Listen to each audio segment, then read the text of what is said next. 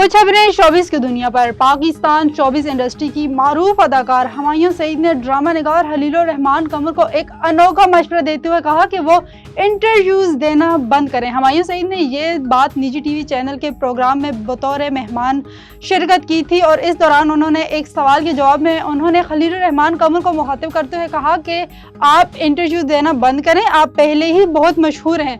मेज़बान ने इस पर मजाक का रंग भरते हुए कहा कि खास तौर पर रात की औकात में तो हरगिज इंटरव्यू ना दें। मेज़बान ने हुमायूं सईद से मजीद दरियाफ्त किया कि खलीलुर रहमान कमर अक्सर नाराज रहते हैं, क्या आपसे अब भी नाराज हैं?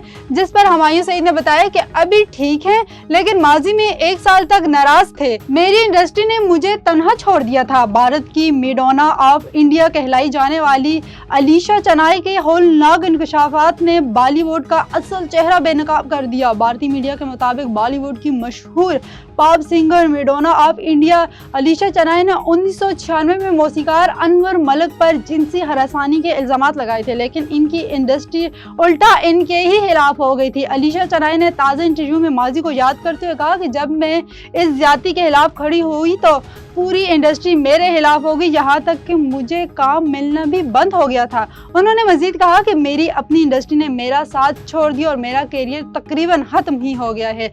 इससे चंद ताकतवर हस्तियों की इंडस्ट्री पर कंट्रोल को समझा जा सकता है। अदब की दुनिया का बड़ा नाम मारूफ शायर और अदीब अनीस नागी को दुनिया से बिछड़े 15 बरस बीत गए। जवाल और दीवार के पीछे इनके अहम नावल शुमार किए जाते हैं।